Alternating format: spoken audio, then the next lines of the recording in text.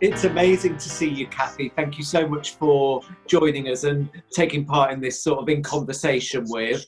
I was a bit nervous actually preparing questions for you because you're such a sort of icon and legend in my eyes, and we all love you at Curve, and you've been such a sort of an amazing supporter of everything you do. So it's just thrilling to sort of speak to you in this context. So should we start at the very beginning? What were your sort of defining memories, moments growing up in Liverpool? And tell us a bit about your childhood and how you got I would love to. Thank you, Nikolai, and my respect goes out to you as well. I feel exactly the same way. Holidays in Wales in the caravan. My mother used to take us to North Wales. So along that stretch of Prestatyn, Tywyn, Colwyn Bay, Llandudno, Conwy Castle, and I developed my love of castles then. My imagination was set alight on I'm very interested in history. So when I would go to Wales and go into these castles, I would think about what went on during that time. And I loved the sea. And every year my mum would take us and we'd go on a bus, like in Cliff Richard's, we're all going on a summer holiday. And it went from Liverpool, and the journey from Liverpool going through the tunnel, across Wirral, and then hitting the North Wales coast is absolutely amazing. The terrain there. So that was a journey, and it was very sunny. And, you know, looking back on that, I realized I grew up in there was some racist aspects to the place where I grew up in. But looking back on that, the privileges I had as a child, some people never got out of that street in the summer. They never even got across the River Mersey to New Brighton. I was a child that was taken across the water every weekend in the summer and had a 2-week holiday in a caravan that my mother rented from her friends. And looking back, I can see that, you know, if I didn't have these things, what would I have turned out like? My mum was also in a book club, so books used to arrive. That's a feature of my childhood. Once every 3 weeks, and they would open up a world to me. And you know, I one of the biggest things was the dictionary, because it has a map in the back. So I forgot the words and went straight to the maps. And I have a love of maps because of this dictionary that came through this book club. These are some things. And then another defining time, of course, was about at the age of 5, and I met my father for the first time at night. And you know what nighttime is like for children? It's a mystery, forbidden mystery in a way. And he arrived, and I saw him in silhouette when the door opened. He arrived from Trinidad. It was dark, so I didn't see a face. I just saw a silhouette of a trilby besuited man, and I was in sort of like a little bit in awe of him. And I remember his arrival that night, and the build up to his arrival as well. My mother and father met in England, in London, in the Interracial Club in Clapham. Would you believe it? There was a club called the Interracial Club in Clapham. And then they married in England, and then he went back over to Trinidad, and then my mum followed him. And then she came back over here, and it wasn't 5, I think it was younger. I think I met him when I was 3, because there was a big distance that I didn't see him. And you know, he also brought with him a big trunk. In those days they traveled, because I think he traveled on the ship then, 14 days it took to get from Trinidad to Liverpool, and he had this trunk. And in it, he opened the trunk, and there was a bell-bottom suit that my auntie in Trinidad had given. So he bought presents. And for years after, we kept that trunk. And it had a lot of, you know, nostalgic value to it, you know, until it became threadbare. Growing up in Liverpool in the 70s, and what I can also remember is I was born in 1965. So cousins coming from London to Liverpool, and they were like rock stars because people would just talk London, all Well, they didn't even have London swagger. It was different because I was living in Liverpool, so everybody talks like that. You know, it wasn't like London where you've got many different accents. So as soon as a different accent came, I mean, it was like a show, and they would follow them. And it was like I protected the rock stars in a way. It was a bit like the first experience of autograph time when I was the intermediary because the Liverpudlians wanted to talk. I've never the phrase talk London, and so they had to do their accents. So that's something that made me laugh. And of course, other things about the 1970s Liverpool Football Club. You know, obviously I was a girl back in the 1970s. We didn't play football then, but we still followed the team. I mean, some girls probably played football, but you know, it wasn't as prevalent as it is now, girls playing football. And I wasn't a big, when I was a child, I wasn't a big hero worshipper. Like I was, you know, I went to see Liverpool when they won the cup, and Emlyn News said Liverpool are magic, Everton are tragic, and he got into trouble through saying that and had to apologise. But I didn't go in for, you know, the Bay City Rollers or, you know, the big trends. I never went in for that, you know, but I was aware of it being around there at the time, but I never went in for trends.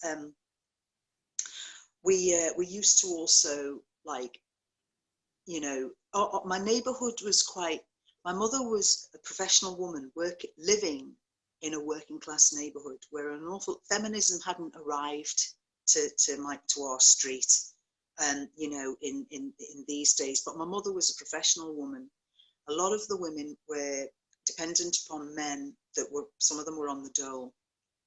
There was a lot of poverty in the area. We saw things where, you know, in order for people to earn money, they had to do things that, you know, weren't considered right. A few people, but we all lived in amongst that. And so my experience as a child was, for instance, we had some working women living across the road from us, and, you know, they would tout for trade. And we also had the Jehovah's Witness at one end of the street. We had the DSS at the other end of the street. We had, you know, all sorts of different types of people. But I can remember the humanity of all sorts of people, because I can remember when a little girl had been left alone and she was crying and the police were called. And those women came across to see if that child was all right. So we saw different aspects of people. Even though some of them might have been breaking the law, not a lot of them, but some of them. It was a very colourful neighbourhood. We lived in a small block, would you believe it, for predominantly single parents. Mm-hmm. They put people in this, there was about 10 flats in it. And not all of them were single parents, but quite a few were. And I'm still in touch with one of the neighbours that lived next door to us all those years ago, who became very good friends with my mother. She's still alive.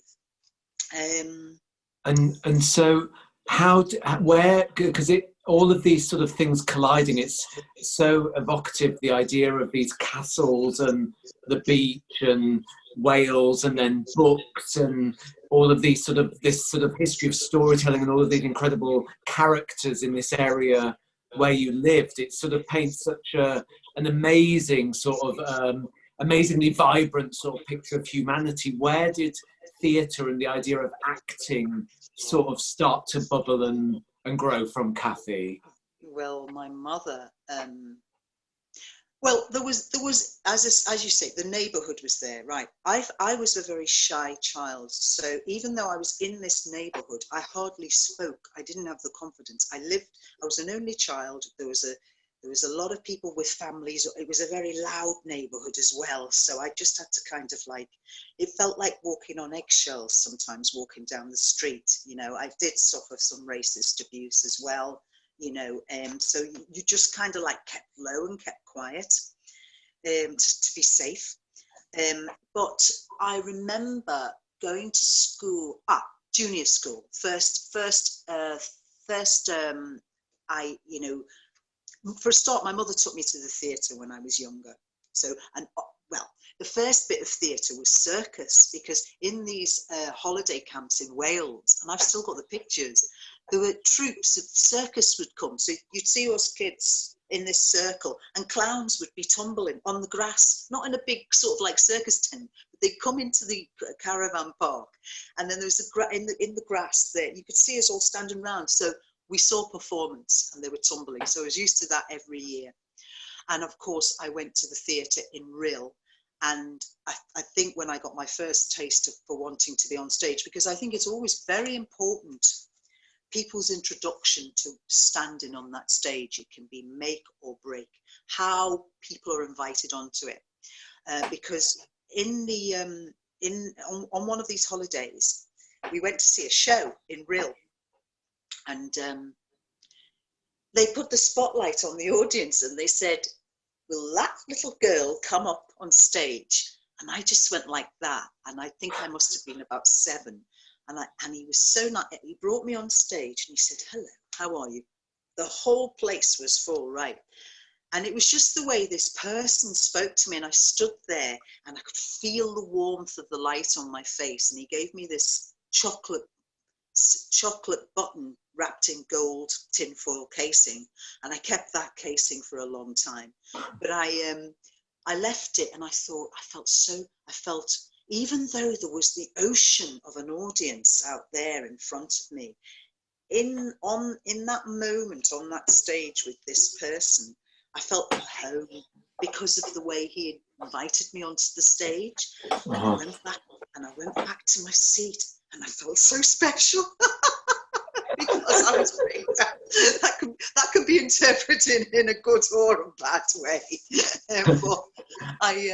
So that made me think, I've done that. I've got on there. All these people are here, and I've survived it. I haven't caved in.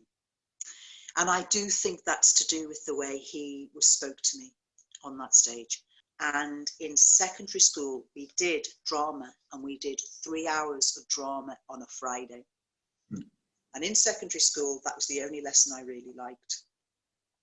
And so we learned about improvisation. It was like, oh, right.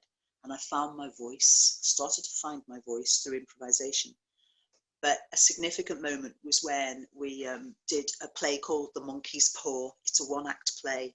And I played a sergeant, I played a man, I'm in an all-girls school.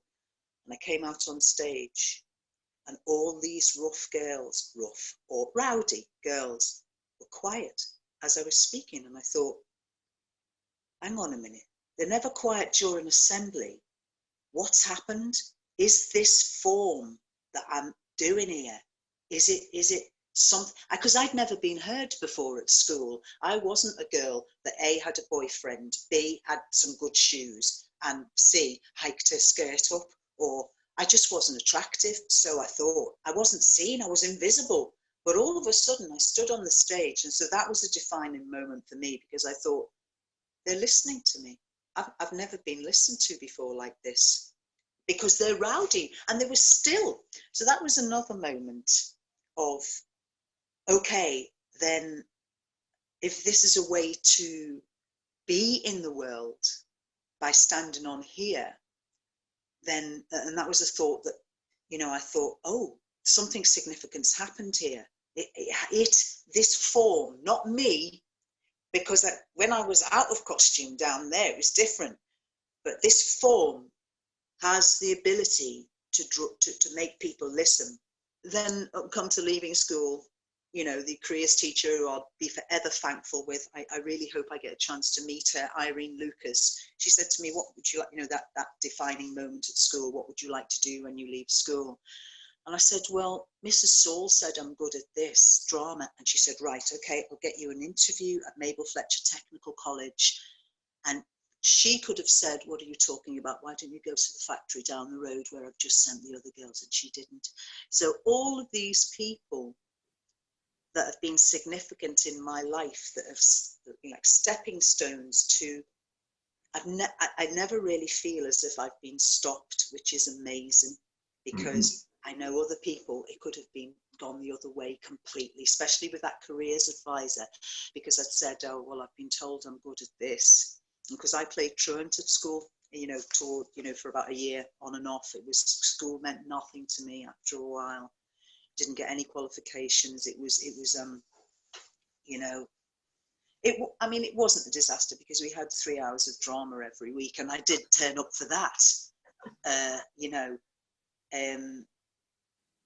we all learn in different ways as children. Some people are not academic. Some people like to learn on their feet. I think I learn on my feet well.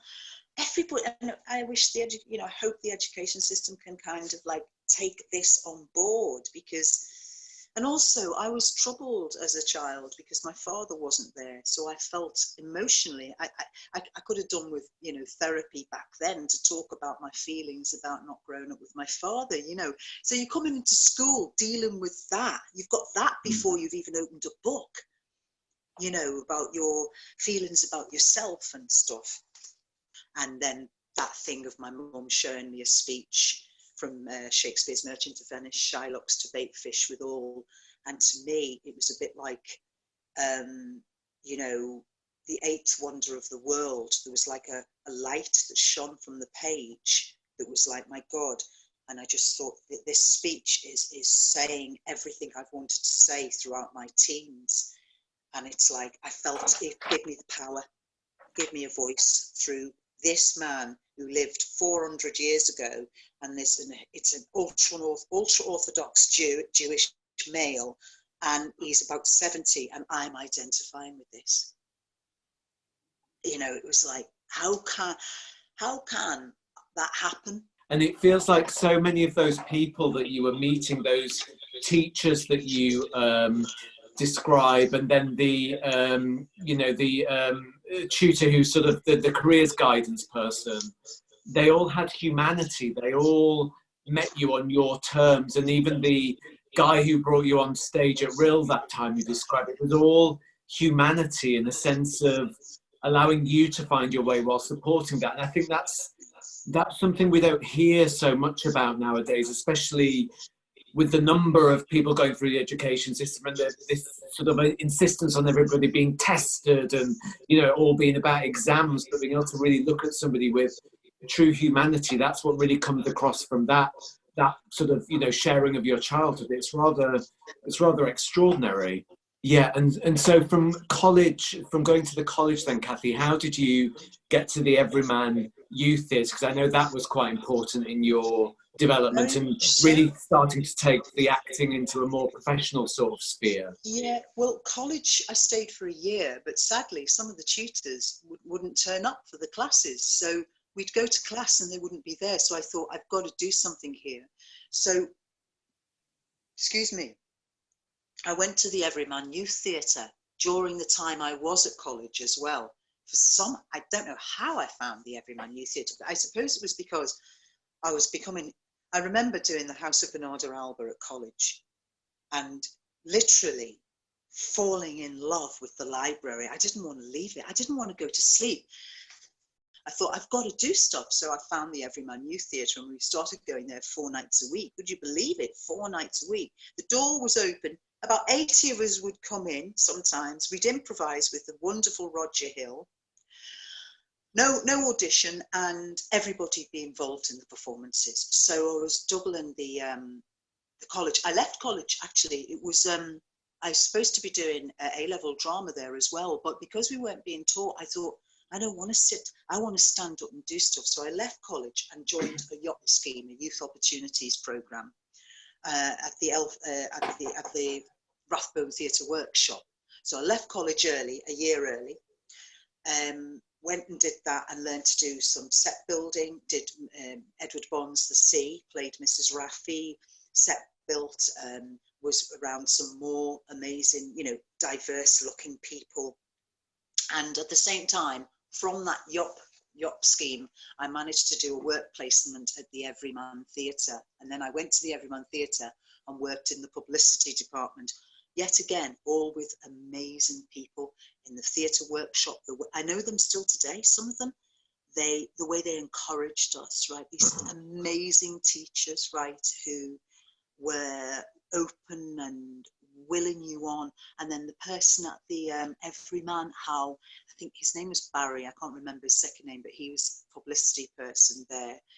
But he treated me with, you know, I had to archive all the photographs there, and also go out and ask people if I could hang posters of the show up. And I also did tours of the theatre. And I was welcomed. It's the amazing spirit of that, like you, Nikolai and Chris, the amazing spirit of the door was open to people. Mm-hmm. The Everyman, we didn't have to audition. Down the road in the Playhouse, they did. So we used to think that they were snobs because you had to audition to get in down there, and anybody could come into the Everyman.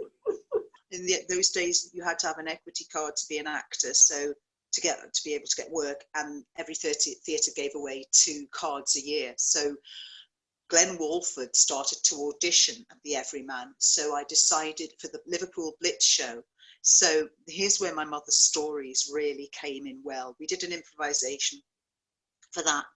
And I can remember saying, oh my God, they've got bananas. It's great, because they didn't have bananas during the Second World War.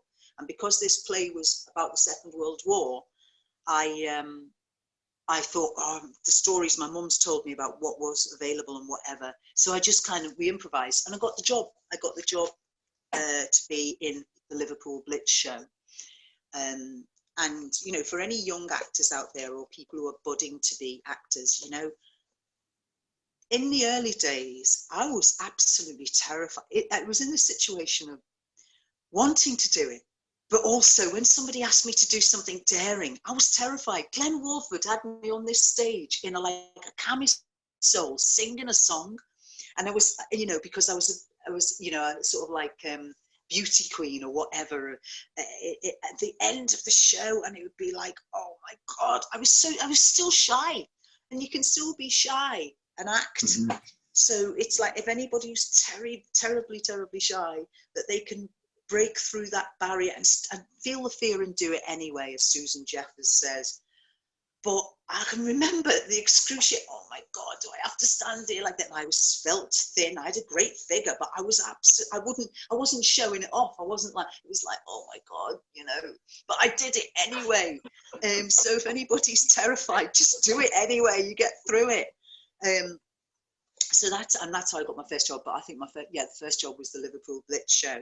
And I don't know where I got this idea from, but I thought, well, I know my mum was in the Second World War, but I don't know, I need to do research. So I started going around, meeting people who from the Second World War.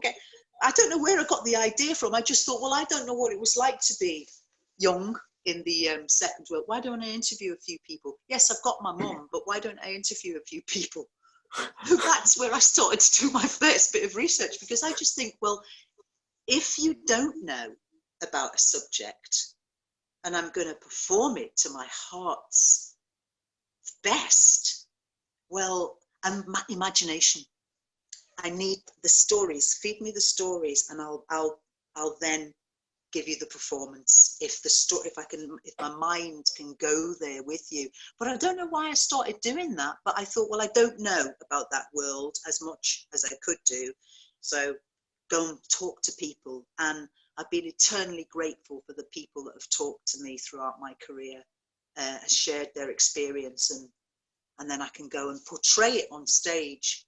I was thinking earlier today, like how blessed we are working in theatre, that all of these different plays, all of these different eras, all of these different sort of political landscapes, the shows that we work on are sort of set within. You can like literally time travel like Doctor Who to all these different places and time, and immerse yourselves in the history and learn about things you would never dream about sort of picking up a book and reading about. And that's one of the great things about, you know, working in the arts as we do, that you can literally immerse yourself in all of this research, and it just helps underpin everything we do, doesn't it? And it really gives it a sort of detail and visceral anchor, which is so important if you're going to direct something or write something or act something with real integrity and a sense of, you know, true time and place.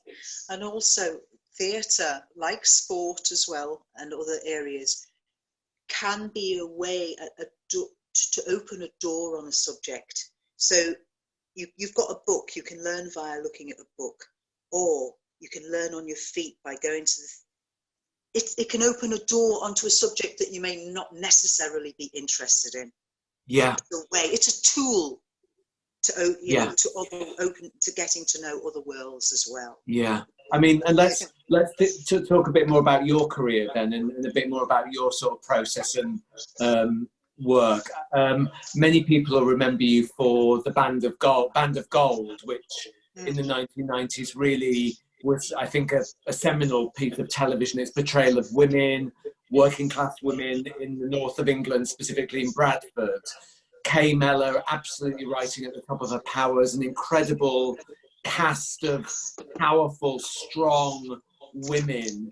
What was that period like for you? I mean, it was, as I say, an extraordinary piece of television, and it really sort of propelled you into, all of our living rooms and all of our lives. What are your memories of that experience? Well, it felt like World in Action. That program. I felt like a documentarian, because I did research. There you go again, research. It's just automatic. But I took myself off on my own before the program started. But also, what they also did was gave wonderful Granada in the days when we used to rehearse the TV, gave us a week's rehearsal. But also, we did some research within that time. But I did some research on my own. For me, it was amazing, because I had secretly had misgivings about doing this role, because I thought I'd just played Mona Lisa a few years earlier, and I'm aware of how Black women can be cast as, working women, or people who are getting into trouble in the police all the time. So I actually turned it down at first, and then I was encouraged to go back and look at it. I'm so glad I did. And then I took on the part, and sometimes I find it very difficult, because the thing is when you're an actor, you get a part and it's great, and then you go, oh my God, but can I play it? Mm-hmm. Am I going to be able to do this? And especially with things that never been done before, at least you can kind of like go, oh, well, it works. But when you're responsible for creating something, it's quite daunting. But anyway, I took myself off, and on my own, I don't think I'd ever do this today. And I went into Bradford, went to Lum Lane, and just went with a tape recorder. Just looked back and listened. Went up to the women and said, it's lovely to meet you. Do you mind? We're going to be doing a program, and I'd like to, I'm just improvising now because I can't remember exactly what I said, but I'd like to be as authentic as possible in the portrayal of this. And God bless them. They talked to me. Can you believe it? For no money. I don't know whether I gave them anything. I was honoured, and so I got up close, because I thought to myself, you've got a bit of prejudice against women like this, actually. So it's not really good to kind of go into it with a kind of superior attitude, to people. So I got up close to them, and it was absolutely remarkable. And seeing their humanity. Mm-hmm. I'm so glad I did it. I met different people. Want to talk, don't they? People want, it's like, I'm just so grateful that they did. And I went to I went to two houses. I went to, back with them, had a cup of tea, met their family, kept the tape recorder on, and just soaked in the atmosphere, because it was brilliant for me, because I went and then did Carol. And because Carol, the character I played, had a little girl, took her to school, just like these people had a little girl, took her to school. And so it felt, as I say, World in Action. This is the front line, when you're dealing with women who have got children and they're out on the street in dangerous circumstances, right? And I remember doing a bit of research and just putting on a costume, walking down a street in Bradford with a mini skirt on and a top, to just feel what it would be like. And it was kind of, I had a mini skirt on, I had high heels, I had just a little top, and my hair was out. And just to see what it was like to walk down the street like that. And some of the responses I got from people were scathing. And I thought, this is what these women have to put up with every day that they go out. I wanted to feel what that was like. I didn't know what was going to come to me, but that's why I went out like that in the costume. And I thought, oh God, you know nothing about me, and it's just because of what I'm wearing. But in a strange way, it was oddly empowering as well, to kind of just go out there and, you know, be independent and, you know, sort of like stand up for yourself. I didn't say anything to people who did that. I was just soaking it in. And as actresses, we were all very supportive of one another. Geraldine James, I don't know whether you've ever worked with her before. She'd be one, you know, for you. She's a team worker, team player, and she's very emotional. And when I say that, she's got a big heart and an amazing mind, and she's sensitive. She's got a great sensibility. So we worked hard when we got back as we were always going through lines, asking questions. She was always ready to go through lines. Barbara Dixon was as well, and Rachel, oh God, I've forgotten her second name, a great actress who played a mother, and then Ruth, oh God, I've forgotten her second name, who played the young person who got into trouble. And then Samantha Morton came on board, I think in the second series. I don't think she was there in the first. No, I think she was there in the first. And we would go and we'd film walking down the street, you know, at night. But I'm indebted to those people listening to me, you know, and there's certain phrases I've remembered from that day. One of them was, because one of them had late nights and early mornings. And she said, oh, all these late nights and early mornings, they're not doing me any good. And another person who was connected to that world, but it wasn't one of the women, said to me, you got to look good in the dirt, kid. And not me personally, but he was just talking about his philosophy of life. You got to look good in the dirt, kid. I mean, there's some gems that you just, they are, it almost kind of felt Dickensian, some of them. You know, all that world that Dickens wrote about is still out there now.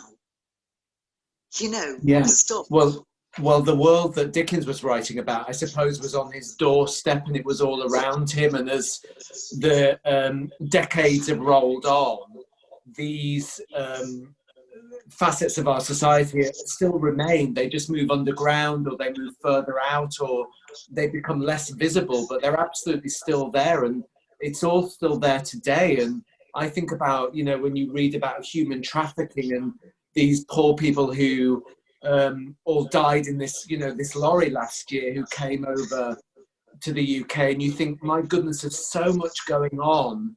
There's so much poverty and real deprivation that we don't ever see or have any experience of now, because I think as the decades have rolled on, societies, you know, it's been, things have become socially more and more unacceptable, and things are cast aside and swept under the carpet and hidden from view, in a way that certainly when you're talking about Dickens's time, they were much more visible, because, you know, you'd walk out into Somerstown and there all life was present. And I think it's fascinating because in a way Band of Gold sort of represents a world which now I guess has gone online. It's, you know, it's all been sort of sanitized and washed away from our society, but those women, those people still exist, and they still fight on, don't they? They still battle for survival every day, but you perhaps don't see them. And let's be imaginative in our portrayal of women. Hopefully after the COVID-19, this is what will come through. The people that look very mumsy and maternal can also have, you know, different aspects to them, dark aspects. Yeah, well, it's being fearless, isn't it? And it's making sure that when we talk about diversity, we're really truly embracing diversity, and this idea of diversity of thought. So if you're dealing with women's roles, you're making sure that those roles are being written by and being created by women, and that they are fully four-dimensional. And there's a fearlessness in that not everything has to be presented in a certain way or subscribe to certain stereotypes or tropes. It needs to be surprising and shocking and daring and dynamic. As life is. Exactly. As life is. If we're going to represent, if we're going to hold a mirror up to life, it's like, okay, let's intrigue people and go, oh, I never thought about doing it like that. Yeah. And keep developing. You know, curve audiences adored seeing you in The Importance of Being Earnest, and you know, you were absolutely magnetic and sort of mesmerising and slightly terrifying at times, I must say. Lady Bracknell, what did you find most rewarding about playing in Wilde's great play, and what was sort of challenging about it?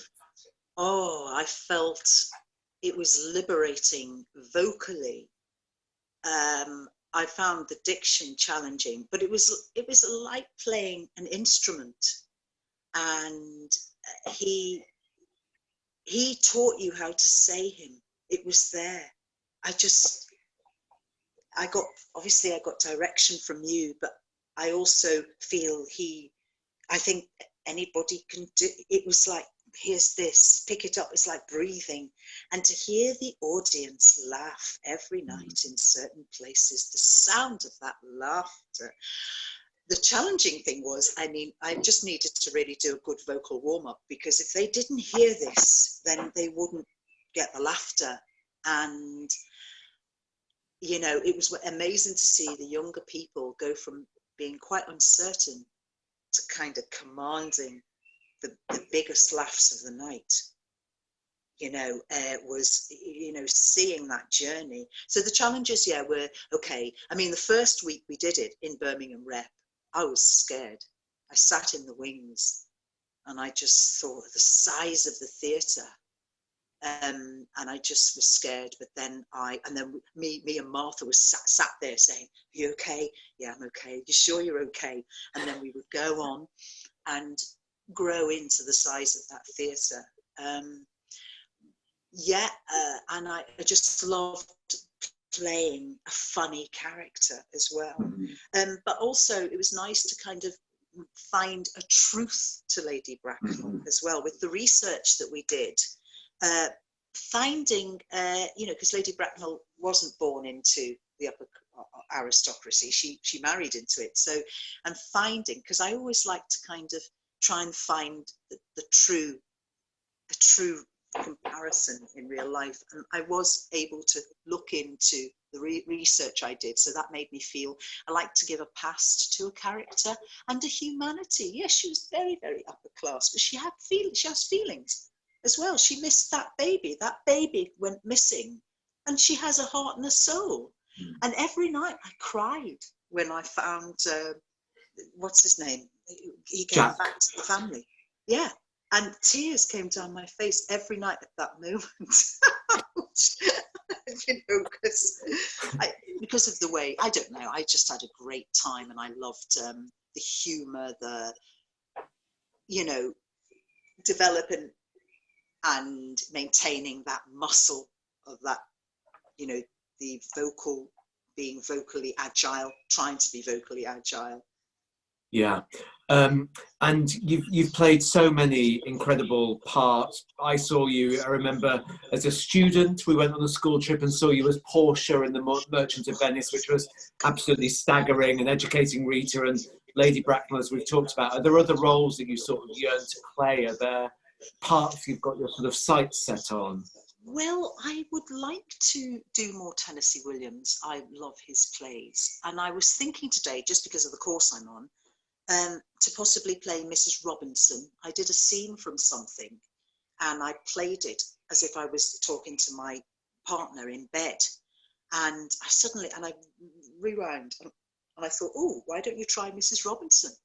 Because I love, what I've discovered even more about myself, is I like darkness in characters. I'm not afraid to go to the dark, or when I say dark, the pain, as well as the joy. And some people don't want to go to the pain. You know, it's too painful, and I can understand that. But I find the ones who are quite disturbed quite interesting to do. And thinking about younger actors who might be watching this and interested in sort of following in your footsteps and inspired by your story, Cathy, what do you think we can do better or more of to encourage and support young actors from working class backgrounds specifically?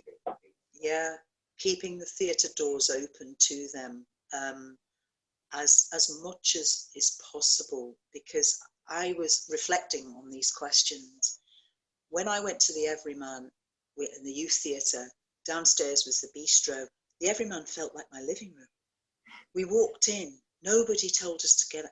It was so at home. We walked it was our home. We were running around the place and we were teenagers, and it was like the feeling of home. Mm-hmm. And it's that, if that could be given, to be the generosity of the Everyman. But, and I don't know whether I went to youth clubs and I saw that there as well. There was, I don't know how many youth clubs there are now. So I grew up in an era when the youth clubs were there. So they had a home feel. The door was open and you could come in and go. And there were couches there and you could sit down and you could just relax and have fun and laugh. And I hope that environment is there now. I know it is at Curve. And that just and this is this is a challenge to myself as well, because it's for me to remember how to make it welcoming for people, to not forget that, mm-hmm. in the heady heights of experience that I've got now. And that's why I encourage people, if they're shy, to go beyond that, because it does take all sorts to make different actors. I think the main thing is if you have an interest in anything, and if it's in theatre, then hold on to that, whatever you look like, whatever background you're from, whatever size you are or colour you are, it's the interest that will hold on to that, and it will grow. You know what I mean? We don't have to fit. Theatre, hopefully, is one place where we don't have to uniformly fit in. It's been so thrilling speaking to you, Cathy. It's just been mind-blowing and truly inspirational. Thank you so much. Thank you for giving me the opportunity, Nikolai, because the questions just goes to show, doesn't it? If you get some questions, they can really fire off your imagination as well.